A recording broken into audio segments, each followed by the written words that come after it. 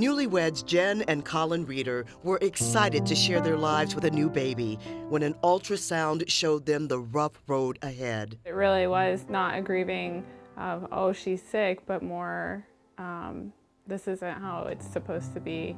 Doctors delivered the news before delivering baby Sophie. She had a congenital problem called gastroschisis, a hole in her abdominal wall that allowed her intestines to grow outside her body.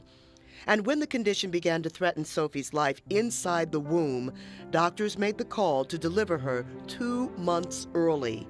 She weighed just 2 pounds, 8 ounces. That was a very important decision for the baby, that she be delivered early, because I think it saved her life in terms of saving the intestine.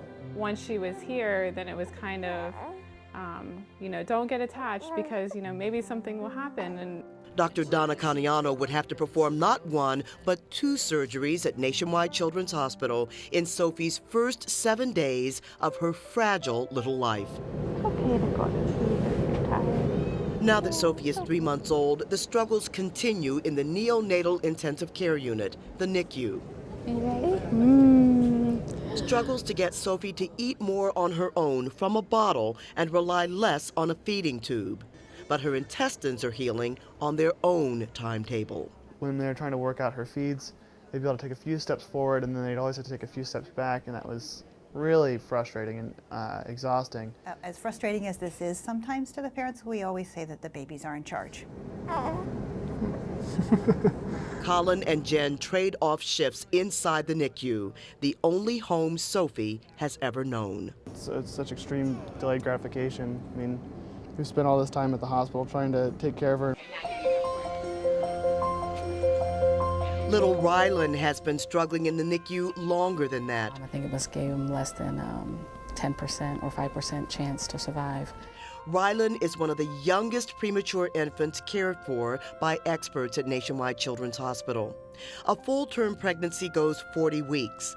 Casey and Nathan Bell's little boy came into this world at 22 weeks, 5 days, weighing just 1 pound. A lot of incidences where that's overwhelmed the doctors and kind of put everybody at a standstill, not really knowing what to do. Rylan survived heart surgery 11 days after birth, but 5 days later, he became really ill with an intestinal problem, necrotizing enterocolitis, known as NEC, which is an infection in the bowel. And the only thing I could say is he gonna be okay?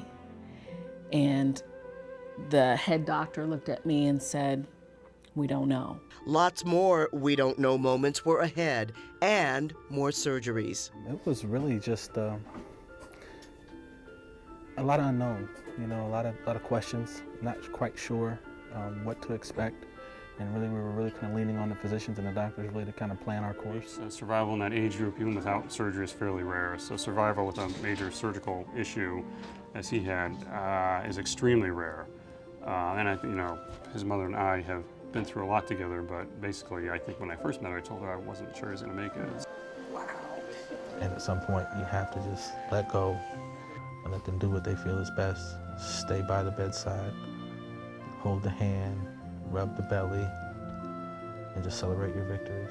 If he's gone through more, I think, in the last 5 months than most of us get an opportunity to go through in our lifetime. Rylan is my hero. Rylan has shown me that there's no such thing as I'm too tired. There's no such thing as I don't feel like it. There's no such thing as I don't want to do it today. Because every day since he's been born was a fight.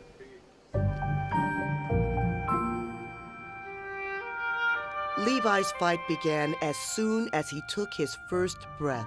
Well, this is our 5th child, and the pregnancy was uncomplicated. Nothing to worry about, no red flags at all. So we were really surprised when, after the C-section, the doctor said that he was struggling. It wasn't Levi's size that was the problem.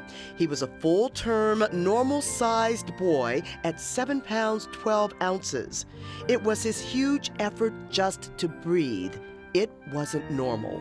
I went into the nursery with him when they were finishing with her, and He was still, you know, his whole stomach was being pulled in when he was trying to breathe, and they knew at that point something was not going well. So within a few hours, a team from Nationwide Children's Hospital transported Levi from the hospital where he was born to Columbus for immediate intervention.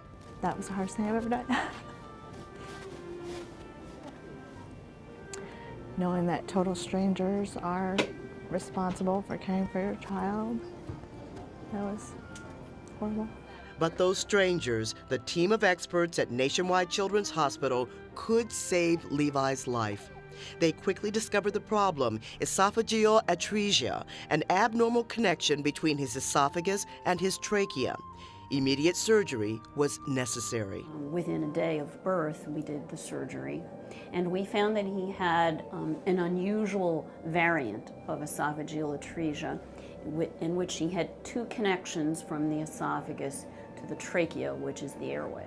After surgery, Levi spent 10 days in a drug-induced coma. It was really hard. You can come up and rub him and touch him, but that was the extent of it. They didn't want him moved. I could not imagine having a child here for longer than that.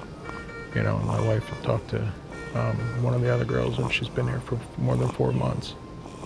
I couldn't imagine having a child in here that long. Just the logistics of it, trying to get back and forth.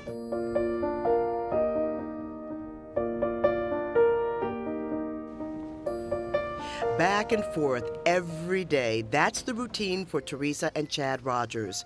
Their twin girls live in the NICU, little girls who have struggled since their first day of life, lives that began way too soon.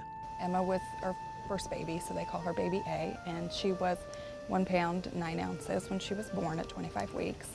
And then Callie is baby B, and she was 1 pound 5 ounces when she was born. Born nearly 4 months too soon, the girls need eye surgery. Even more serious, their immature lungs develop a life-threatening lung disease called BPD, bronchopulmonary dysplasia. I would say the first 6 to 8 weeks, it was completely day by day. Because like we were saying earlier about how it would turn in an instant, that's literally how it was. And you get a call at 1 o'clock in the morning that things aren't going well. And if you're born under 27 weeks and you come here within the first week of life, you automatically go in our small baby pod. It's very descriptive of what we do. They're really small babies. Dr. Stephen Welty is the chief of neonatology at Nationwide Children's Hospital, where Emma and Callie spent their first days in the small baby pod. Theirs is a touch-and-go case. First off, they were twins, which makes them a little bit more high risk. Second off, they both had significant early lung disease, which makes them at high risk to develop long-term complications in chronic lung disease. That's the bad news. Oh, it's an insane roller coaster. I mean, you think you can grasp that, and I mean, they tell you continuously. They just keep telling you that because you think, oh, we've cleared and we're doing well, and then the next minute, like we talked yesterday, it can change by minute, it can change by hours. You know, you kind of just are on that roller coaster. And Emma has been sicker than her little sister, Callie, and early one night, it seemed Emma just didn't have the strength to make it. We got a call at 12:30 that no matter what they could do for Emma, she would not work on any breathing. They had to pretty much help her breathe the entire time, like manually help her breathe. There was absolutely nothing they could do. And that call was pretty much like we were just really concerned. this is not how we pictured starting our life with our two girls, you know, so we kind of had to come to grips with this. We need to get through this period, and then we're still going to have long struggles.